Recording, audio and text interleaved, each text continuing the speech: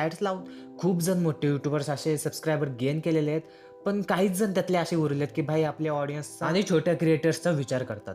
पर जिथपर्यंत हा व्हिडिओ जाईल तेवढ्यापर्यंत भाई जेवढे मॅच्युअर ऑडियन्स आहेत तेवढे आपल्याला गोळा करायचे. डीजे आलोक आणि डायमंड्सच्या बाहेर जी दुनिया समजतात ना, त्यासाठी आपला हा चॅनल आहे. तर आपल्या चॅनलशी जोडल्या गेलेल्या ऑडियन्सचा आणि छोट्या क्रिएटर्सला थोडंसं पुश करण्याचा जो प्रयत्न करतो त्यापैकी आपला एक चॅनल आहे. तर आपला आधीचा एक चॅनल तिचं 5,000 सबस्क्रायबर्स कंप्लीट झालेत.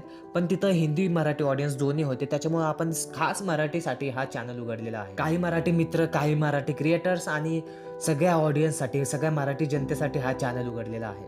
तर आपल्या चॅनलवर काय पाहायला भेटेल, तर एंटरटेनमेंट, अवेअरनेस आणि रोस्टिंग असे काही फनी कंटेंट आपल्याला पाहायला भेटतील आणि हे सगळ्यांना आवडतात. आणि ज्यांना नाही आवडत, तर आज 24 मे, आज माझा वाढदिवस पण आहे आणि त्या चांगल्याच क्षणी आपण काहीतरी चांगलं ऑडियन्सच्या साईडनी उभं राहणारा कोणीतरी यूट्यूबर पाहिजे. त्यासाठी आपण हा निर्णय घेतलेला आहे.